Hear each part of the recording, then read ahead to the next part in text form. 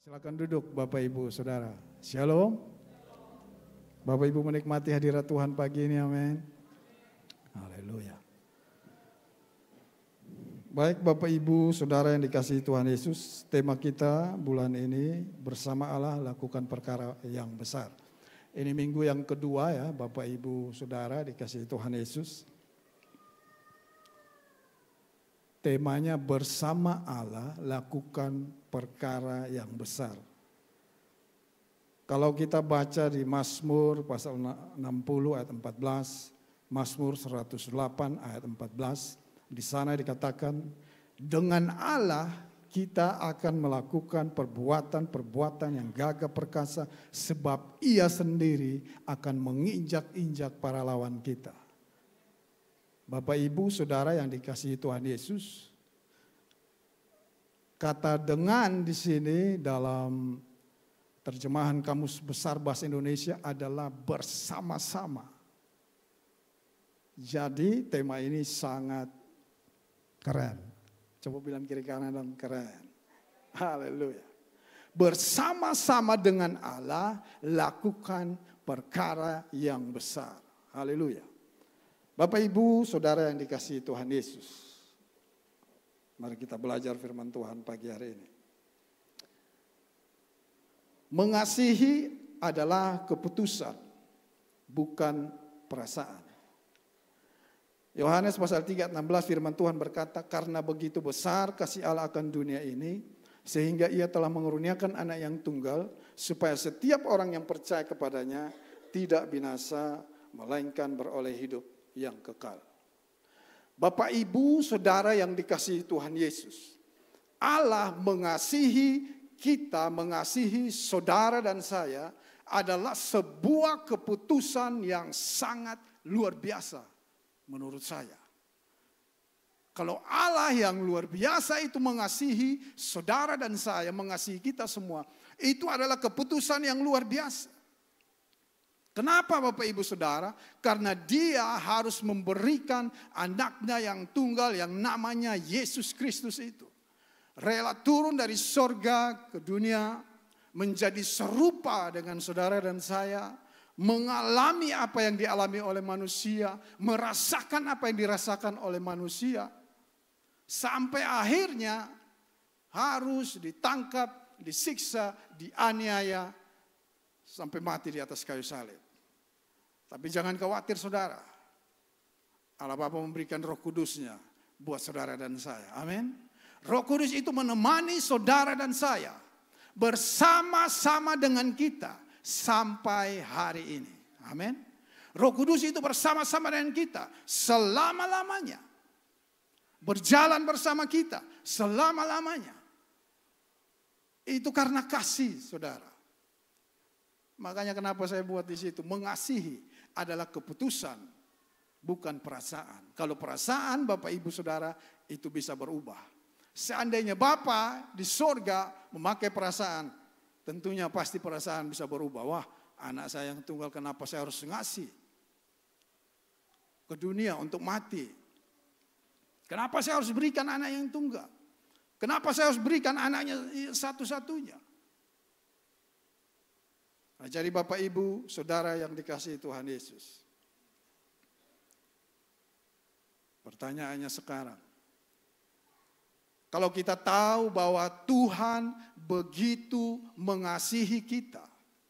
Kalau kita tahu bahwa Tuhan begitu mengasihi kita dan berjalan bersama-sama dengan kita setiap saat, setiap waktu dalam hidup kita. Mengapa kita harus takut? Amin. Mengapa kita harus takut? Mengapa kita harus ragu-ragu? Mengapa kita harus cemas? Kalau Tuhan mengasihi kita dan Dia memutuskan untuk berjalan bersama-sama dengan kita selama-lamanya, bukan satu waktu tertentu, tapi selama-lamanya Tuhan mengasihi kita dan berjalan bersama-sama dengan kita. Kenapa kita harus takut? Kenapa kita harus khawatir? Kenapa kita harus ragu-ragu? Kenapa kita harus bimbang Bapak Ibu Saudara? Nah, Bapak Ibu Saudara yang dikasihi Tuhan Yesus, dengar ini baik-baik Bapak Ibu Saudara. Orang itu biasanya kalau khawatir, kalau takut, kalau ragu, kalau cemas, itu karena dia tidak percaya kepada Tuhan. Kenapa saya bilang seperti ini? Karena dia melihat masalahnya lebih gede, lebih besar dari pergumulan dia. Sehingga dia lupa akan firman Tuhan yang sudah berkata, Allah kita dahsyat, Allah kita besar. Karena masalah itu terlalu besar, saking besarnya menurut pandangan dia, menurut pandangan orang yang menghadapi masalah. Sampai-sampai lupa firman Tuhan Bapak Ibu. Sampai-sampai kita lupa firman Tuhan itu. Bahwa janji Tuhan yang sudah dibacakan tadi. Bersama-sama dengan Allah kita akan melakukan perbuatan-perbuatan yang besar. Tapi karena masalah yang kita lihat, yang kita pandang dengan mata kita, kita lupa terhadap janji-janji Tuhan. Padahal ada ribuan janji Tuhan dalam Alkitab ini. Amin. Ada ribuan janji Tuhan dalam Alkitab ini, saudara. Bapak, Ibu, Saudara, mari kita lihat contoh tuh. Yang pertama, Abraham. Kejadian pasal 15, ayat yang ke-8.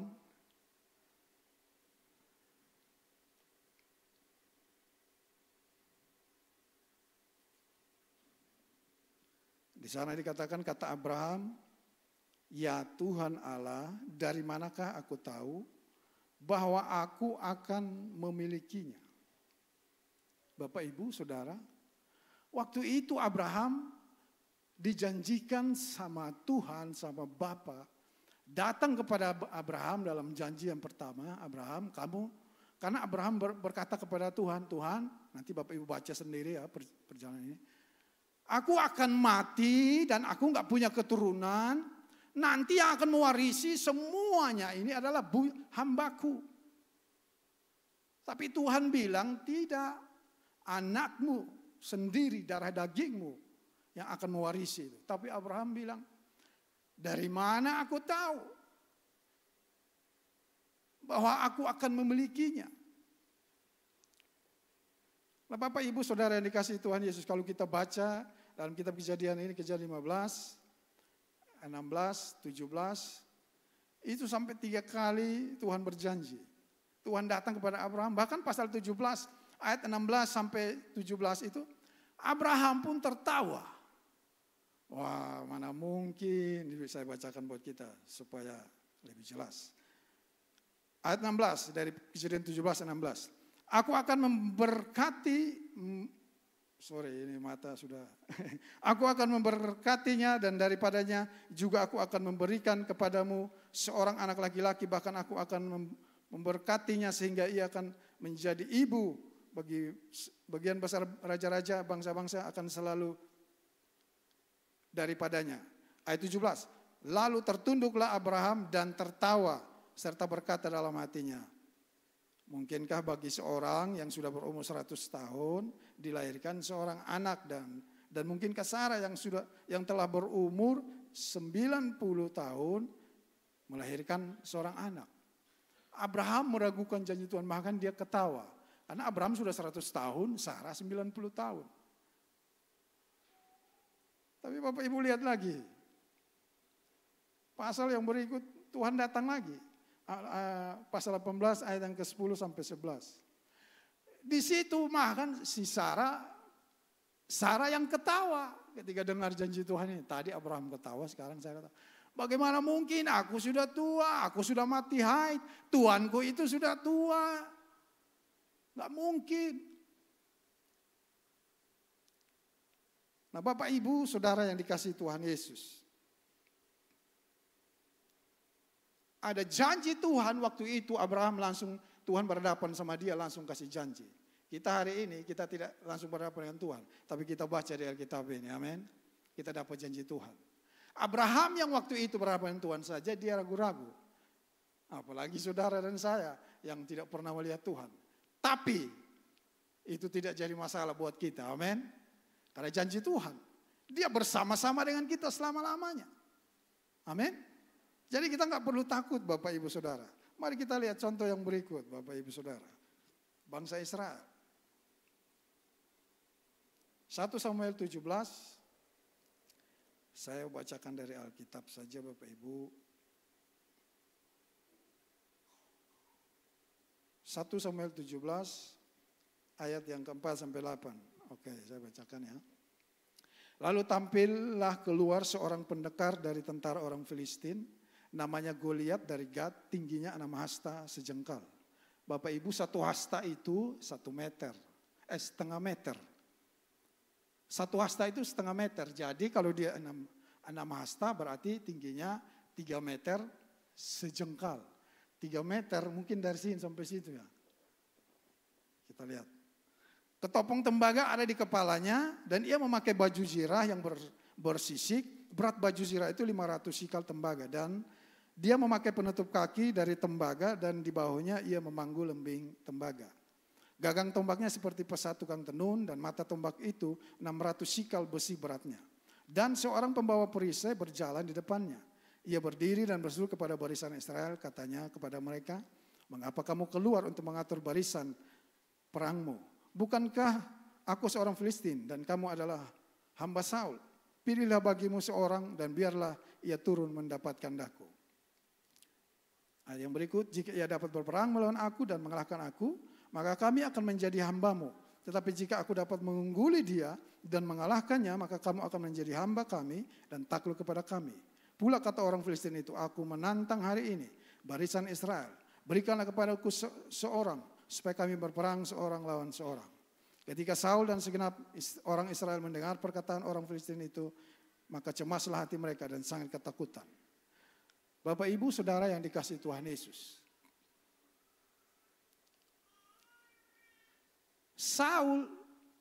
Raja Saul dan bangsa Israel waktu itu takut kepada ancaman dari orang Filistin itu. Tapi yang menjadi ancamannya hanya 1 orang, namanya Goliat yang tadi tingginya 3 meter sejengkal tadi. Bapak Ibu lihat, ketika Saul dan segenap orang Israel mendengar perkataan orang Filistin itu, maka cemaslah hati mereka dan sangat ketakutan. Kenapa mereka bisa takut? Kenapa mereka bisa cemas? Nanti Bapak Ibu baca selanjutnya, selesaikan pasal ini, pasal 17. Karena mereka melihat apa yang di mata mereka, yang di depan mata mereka. Mereka melihat Saul yang sangat besar, yang lengkap dengan semua atribut untuk bertempur. Dan dari masa mudanya dia sudah malah berperang. Mereka ketakutan. Mereka cemas, mereka ragu karena mereka melihat fakta yang ada di depannya. Wah, ini gak mungkin nih Saulnya tingginya 3 meter ini. Nanti datang lagi Daud. Daud waktu itu, kalau saya baca-baca ya, literatur baca-baca ini, ada tulis itu Daud itu umur kira-kira 19 tahun. Ya dulu mungkin 19 tahun masih muda, kalau sekarang udah agak gede ya, udah agak besar. Daud yang umur 19 tahun yang tidak punya pengalaman untuk berperang, datang ke situ, nanti ceritanya Bapak Ibu bisa baca. Dan dia mau minta kepada Raja Saul untuk menantang si Saul. Daud menantang si Saul. Dia minta kepada, nantang Goliat. Terima kasih Pak. Daud minta izin kepada Raja Saul untuk menantang Goliat. Makanya Daud bilang kalau kita baca terus, siapakah orang yang tidak bersunat ini? Yang berani-beraninya menghina barisan Allah yang hidup. Saul izinkan Daud supaya pergi berperang melawan Goliat. Dan akhirnya Bapak Ibu kalau baca terus di pasal itu, Daud bisa mengalahkan itu hanya dengan umban, batu dengan katapel. Mungkin katapel dulu modelnya kayak gimana. Mungkin Bapak lebih tahu kan. Kalau di kampung-kampung dulu apakah katapelnya segede gimana. Kalau diceritakan dalam pasal 17 ini Daud pergi ke pinggir sungai, mengambil beberapa batu. Setelah itu datang dan menarik batu itu dengan katapel lalu menghajar Saul. Dan akhirnya Saul mati. Kepalanya, Goliat mati, saudara. Goliat mati, saudara. Dan akhirnya kepala si Goliat dipenggal oleh Daud. Nah, jadi Bapak Ibu, saudara yang dikasihi Tuhan Yesus. Ini contoh-contoh bahwa Tuhan ada di situ, tapi orang lebih melihat masalah itu lebih besar. Sehingga orang takut, orang ragu. Nah, bagaimana dengan saudara dan saya? Apa masalah kita hari ini? Apakah kita seperti Abraham, kita seperti bangsa Israel ini, seperti Raja Saul yang melihat Goliat terlalu besar sehingga kita takut, kita cemas, kita bimbang, kita ragu. Padahal sudah ada janji Tuhan. Padahal Tuhan bersama-sama dengan kita. Tuhan tidak pernah pergi dari kita. Dia selalu menemani kita. Kemanapun kita melangkah, kemanapun kita pergi, Dia ada bersama dengan kita. Jadi Bapak Ibu Saudara yang dikasihi Tuhan Yesus.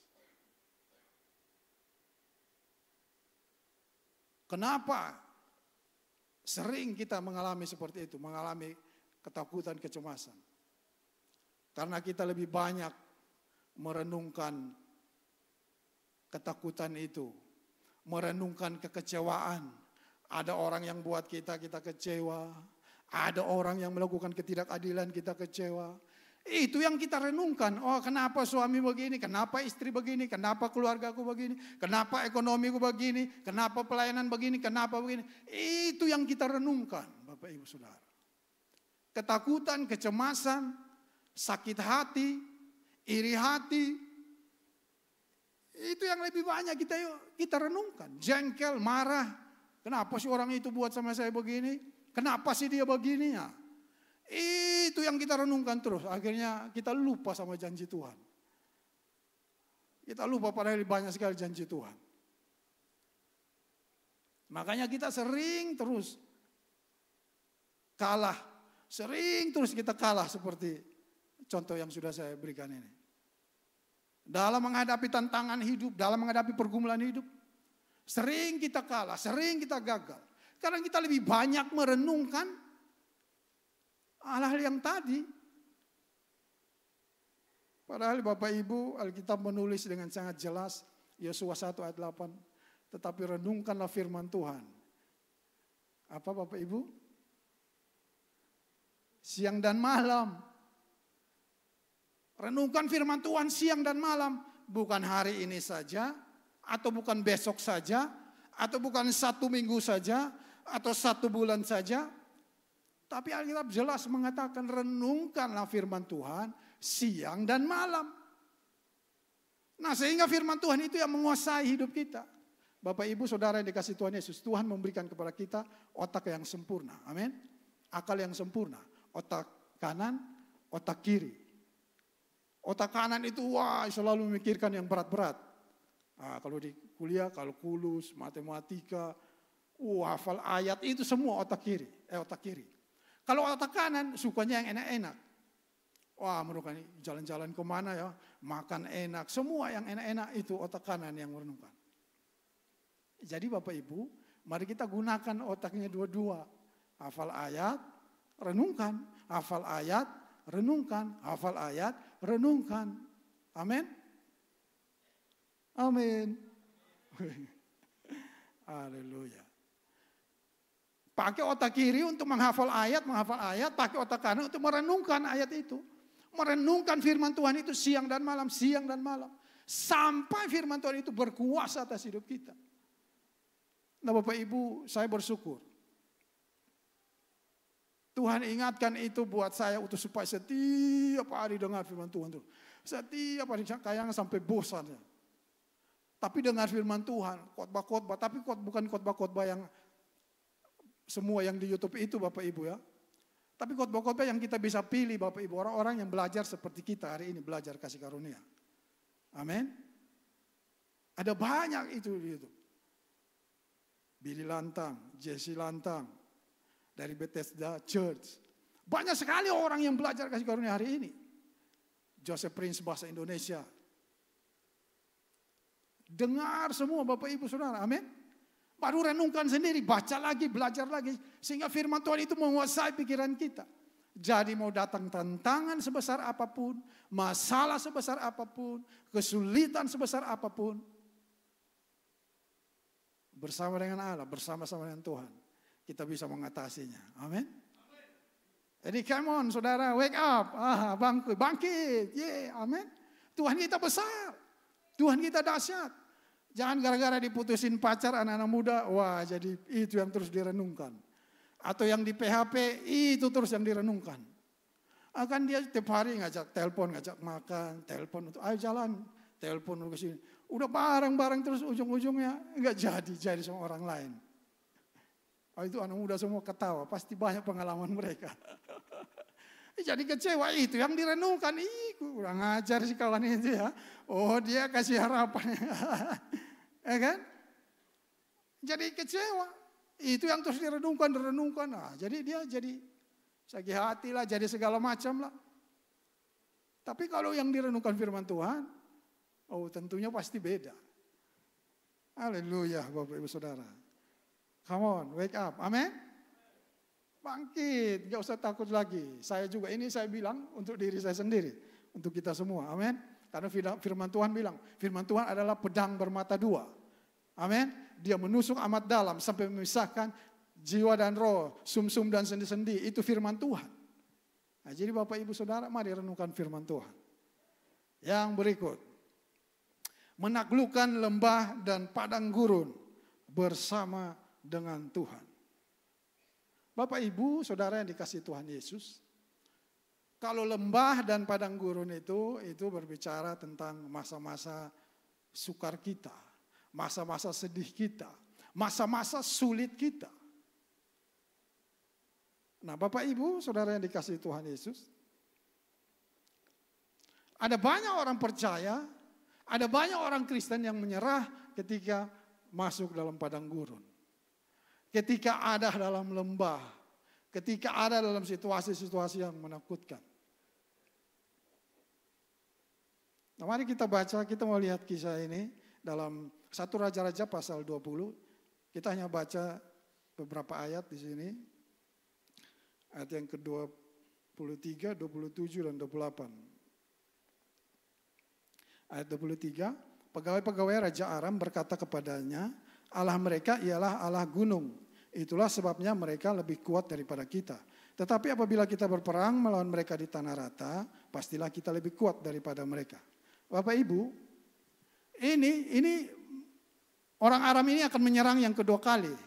Nanti Bapak Ibu baca. Yang pertama mereka sudah KO, sudah kalah. Jadi, ini Tuhan orang Israel kayaknya ini Tuhan di gunung kita kalah terus. Kita bikinlah di lembah tanah yang rata. Siapa tahu kita menang.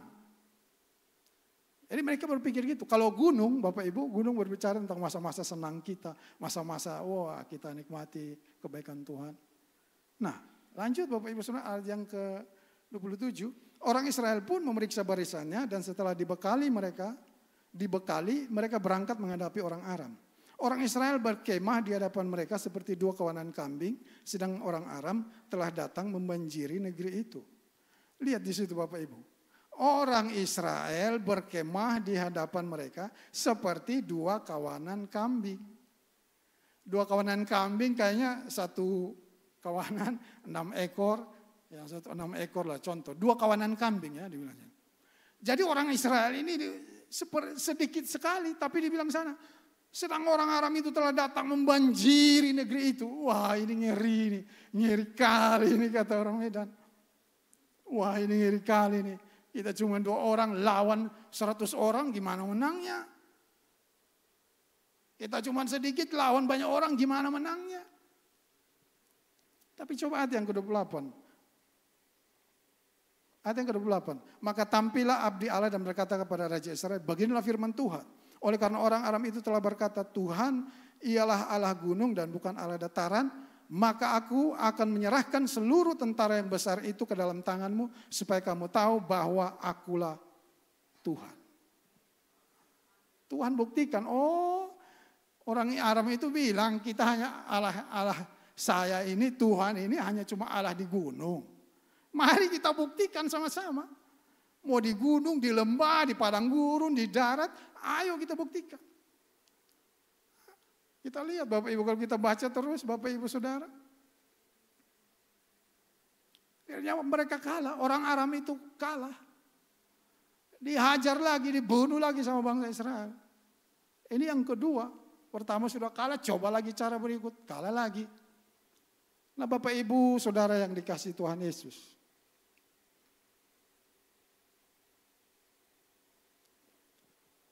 Bersama Allah, lembah, padang gurun pun akan kita atasi semuanya. Amin. Coba kasih tahu kiri kananmu. Bersama Allah, lembah, padang gurun pun akan aku atasi. Aku kalahkan semua. Haleluya. Bapak Ibu, Saudara yang dikasihi Tuhan Yesus. Kita lanjut lagi Bapak Ibu. Terkadang kita diizinkan Tuhan untuk melewati lembah atau padang gurun. Tujuannya yang pertama, supaya kita dapat mempraktekkan dan membuktikan kuasa dari firman itu. Itu tujuan kita ada di padang gurun. Kalau kita baca Bapak Ibu di Matius pasal 4 ayat 1 sampai 11. Ayat 1 itu, Yesus setelah berpuasa selama 40 hari, dia dibawa oleh Roh ke padang gurun untuk dicobai. Saudara lihat, Yesus yang 100% Allah, 100% manusia, dibawa oleh Roh ke padang gurun untuk dicobai. Dicobai sama iblis. Tapi 3 kali dicobai, ayat 4, 7, dan 10, Yesus berkata, ada tertulis, ada tertulis, ada tertulis. Yesus mengutip firman Tuhan, memakai firman Tuhan untuk melawan tipu muslihat iblis. Untuk mengalahkan tipu muslihat iblis. Jadi Bapak Ibu Saudara yang dikasihi Tuhan Yesus. Tujuan Tuhan mengizinkan kita ada dalam padang gurun, ada dalam lembah. Yang pertama supaya kita belajar untuk mempraktekkan firman Tuhan. Belajar untuk mempraktekkan apa yang kita sudah pelajari, yang kita sudah dengar Bapak Ibu Saudara. Kalau kita dengar firman Tuhan kita tidak pernah praktekkan, kita enggak bisa. Itu tujuan yang pertama. Tujuan yang kedua, supaya karakter kita diubahkan agar kita semakin dewasa di dalam Tuhan. Bapak Ibu Saudara yang dikasihi Tuhan Yesus. Padang gurun itu kesempatan bagi kita untuk berubah di sana. Karakter kita diubahkan karena perubahan karakter itu lebih penting daripada yang lain-lain Bapak Ibu. Karena kita hari ini dilihat orang, dilihat manusia. Kalau kita bicara firman Tuhan, orang melihat hidup kita. Makanya perubahan karakter itu sangat penting. Jadi kalau kita diizinkan ada dalam padang gurun, ada dalam lembah, supaya kita belajar rendah hati di sana. Yang percaya katakan amin. Supaya kita belajar sabar di sana. Yang percaya katakan amin. Supaya kita belajar bergantung sama Tuhan sepenuhnya. Amin. Di padang gurun lah kita belajar Bapak Ibu Saudara. Supaya terjadi perubahan karakter. Yang membuat kita semakin dewasa di dalam Tuhan. Sehingga Paulus bilang, kamu seharusnya dilihat dari umur, harusnya udah makanan keras. Tapi kenapa kamu masih terus dikasih susu? Karena kamu belum dewasa. Jadi Bapak Ibu Saudara yang dikasihi Tuhan Yesus. Mari dewasalah. Ketika ada padang gurun, ketika kita sedang ada dalam padang gurun, ada dalam kesulitan. Masalah-masalah hidup yang sedang kita alami, yang sedang melanda hidup kita. Mari di sanalah tempat kita belajar untuk terjadinya perubahan karakter kita. Belajar rendah hati. Belajar terbuka. Tuhan aku gak bisa, Tuhan bisa. Tuhan aku gak sanggup, Tuhan sanggup. Tuhan aku gak mampu, Tuhan mampu. Amin. Jadi di padang gurun lupakanlah semua perlakuan orang. Amin. Lupakanlah hal-hal yang buruk semua. Amin. Supaya terjadi perubahan, kerendahan hati Bapak Ibu Saudara. Kalau tidak nggak bisa, kita membaca Alkitab 1000 kali. Kalau kita tidak masuk dalam padang gurun, kita tidak merendahkan hati kita di hadapan Tuhan, kita akan menjadi orang Kristen yang tahun ke tahun begitu terus. Sudah umur berapa Bapak Ibu? Udah umur kita ya udah 40-an sekian, udah mau 50 atau 60, 70. Bagaimana dengan padang gurun yang kita alami? Jadi Bapak Ibu Saudara yang dikasihi Tuhan Yesus, mari kita nikmati padang gurun itu, amin.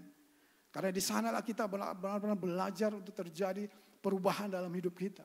Perubahan karakter itu Bapak Ibu Saudara. Amin. Segala sesuatu itu terjadi di sana dalam perubahan itu. Yang tadinya nggak bisa senyum, jadi senyum. Itu belajar di padang gurun Bapak Ibu, itu karakter Bapak Ibu, amin. Yang tadinya kurang percaya, jadi sangat percaya, itu belajar semua.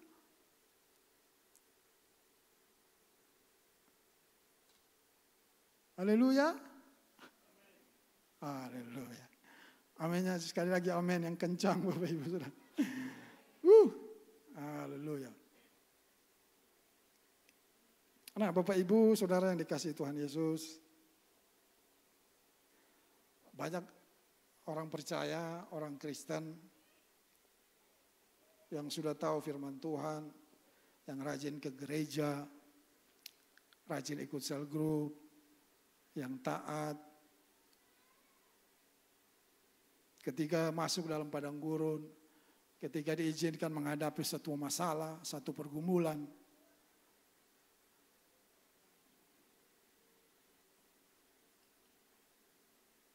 mereka lupa dengan firman Tuhan. Mereka lupa dengan firman Tuhan sehingga dengan cara sendiri berusaha menyelesaikan dengan cara ini, dengan cara ini. Bagaimana ya, bagaimana. Berusaha menyelesaikan masalah itu dengan kekuatan sendiri. Sampai akhirnya kalau sudah mentok baru datang sama Tuhan. Jadi Tuhan opsi yang terakhir. Tapi jangan ya Bapak Ibu. Tuhan opsi yang pertama, amin. Jangan jadikan Tuhan opsi terakhir. Udah setengah mati, udah babak belur, udah mau baru datang sama Tuhan. Jangan Bapak Ibu. Tuhan opsi yang pertama datang sama Tuhan. Amin. Kalau ada di padang gurun. Haleluya. Ayat yang terakhir Bapak Ibu Saudara. Bisa ditampilkan? Ini saya tidak catat. Bilangan 13 ayat 27, 28 dan 33. Saya bacakan buat kita. Mereka menceritakan kepadanya, kami sudah masuk ke negeri kemana kau suruh kami, dan memang negeri itu berlimpah-limpah susu dan madunya, dan inilah hasilnya. Ayat yang ke-28. Hanya bangsa yang diam di negeri itu kuat-kuat, dan kota-kotanya berkubu dan sangat besar.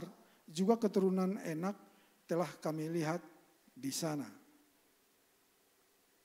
Juga kami lihat di sana orang-orang raksasa, orang Enak yang berasal dari orang-orang raksasa. Dan kami lihat diri kami seperti belalang, dan demikian juga mereka terhadap kami. Bapak Ibu, ini ceritanya tentang 12 pengintai. Mereka diutus untuk melihat negeri supaya bagaimana nanti orang Israel mau serbu. Tapi dari 12 pengintai ini, setelah mereka pulang, yang tadi kita baca semua itu,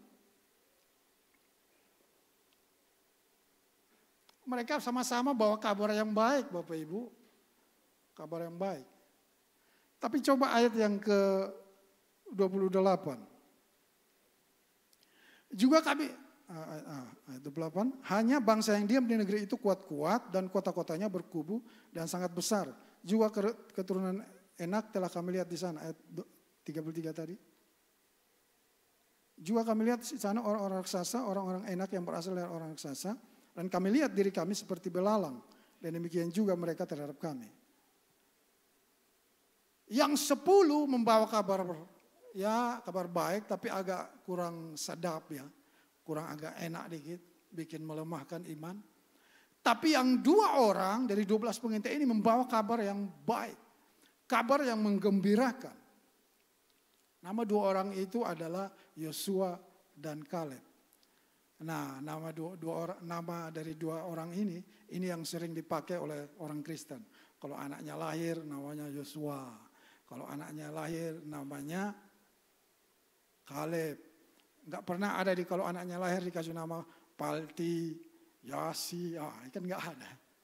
Tapi kasih nama yang keren-keren gini, Joshua, wah keren. Celakan. Nama yang keren-keren dipakai, tapi 10 nama yang pengintai yang lain enggak pernah dipakai. Jadi Bapak Ibu, Saudara yang dikasihi Tuhan Yesus. Kenapa Yosua dan Kaleb bisa membawa kabar baik, bisa lebih daripada 10 pengintai itu? Karena saya percaya mereka punya roh yang berbeda. Amin. Mereka punya roh yang berbeda dengan 10 orang itu. Makanya kalau kita baca terus pasal ini Bapak Ibu, kita akan melihat di sana. Bagaimana akhirnya 10 orang ini melemahkan bangsa Israel, tapi 2 orang ini, Yosua dan Kaleb, menguatkan bangsa Israel. Sekalipun kalau kita baca itu sampai mereka mau dilempar lah ya. Nanti Bapak Ibu baca terus. Tapi mereka tetap percaya bahwa Tuhan pasti menyerahkan orang Amalek itu kepada kita. Amin. Sekalipun mereka raksasa-raksasa tinggi, Tuhan pasti mengalahkan mereka. Jadi Bapak Ibu, Saudara yang dikasihi Tuhan Yesus. Mari, jangan lihat apa yang di depan matamu. Lihat Tuhanmu yang besar. Amin. Lihat Tuhanmu yang besar yang bisa menyelesaikan masalahmu. Yang terakhir, bisa kembali ke slide. Kita baca bersama-sama. Ayo kita baca bersama-sama Bapak Ibu. Sambil berdiri, musik bisa ada di sini. Kita nyanyi satu pujian. Mari kita baca bersama-sama. 2, 3, ya. Bersama Yesus lakukan perkara yang besar. Bersama Yesus tidak ada yang sukar. Bersama Yesus ada jalan keluar. Untuk masalahku, untuk masalahmu, untuk masalah kita semua. Kasih tepuk tangan yang meriah dong buat Tuhan Yesus yang luar biasa. Haleluya. Mari kita nyanyikan pujian ini bersama-sama, Saudara.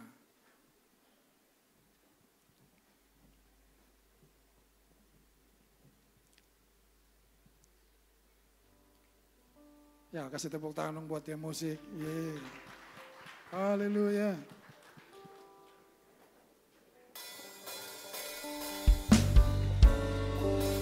Ayo bertepuk tangan Bapak Ibu Saudara. Biar pujian ini jadi doa kita. Amin.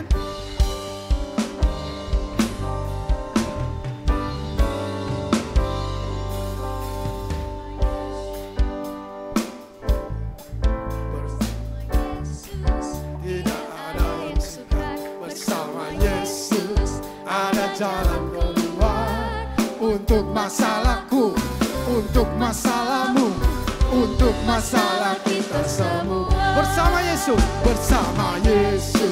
lakukan perkara besar. Bersama Yesus tidak ada yang sukar. Bersama Yesus ada jalan keluar. Kasih tahu kiri kananmu, untuk masalahku, untuk masalahmu. Amin.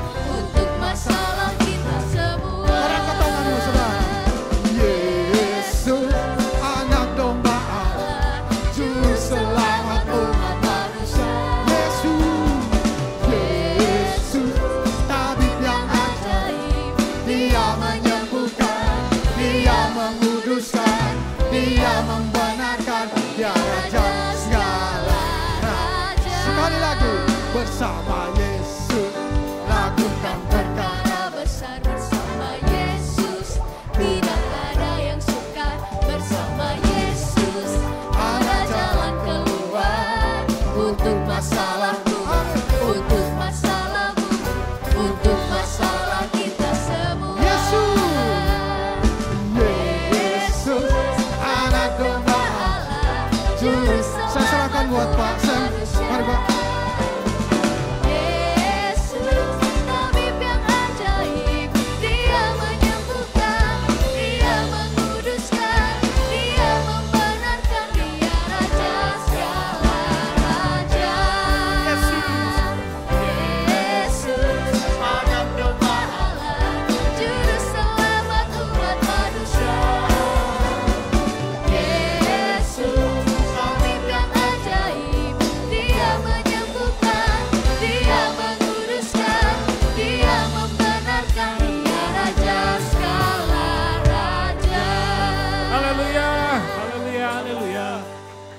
Mari kita berdoa.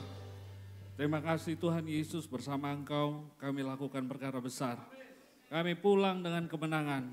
Kami punya kebenaran firman Tuhan. Engkau lebih besar dari semua masalah kami. Firman-Mu menjamin kemenangan bagian kami. Kami percaya perkataan-Mu adalah kebenaran. Dan kami tahu bersama Engkau tidak ada yang mustahil. Kami bawa semua pergumulan kami, jemaat-Mu hari ini. Jemaat Tuhan, Kau boleh taruh semua masalah-Mu di tangan Tuhan. Tangannya terbuka untuk memberkati Engkau. Dia rindu mengambil bagian berperang bagi Engkau. Dia adalah kemenangan kita. Terimalah kemenangan di dalam Tuhan. Terima kasih Tuhan Yesus. Apapun pergumulan kami pulang dengan kemenangan.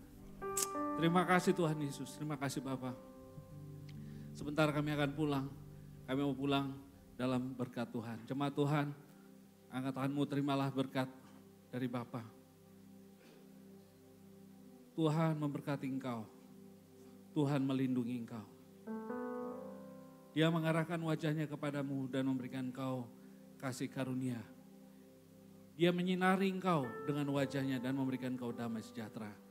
Anugerah yang melimpah dari Allah Bapa, kuasa dan kasih Tuhan Yesus serta pertolongan Roh Kudus menyertai kita dari sekarang sampai Maranatha. Yang percaya dan bersyukur katakan amin, amin, haleluya.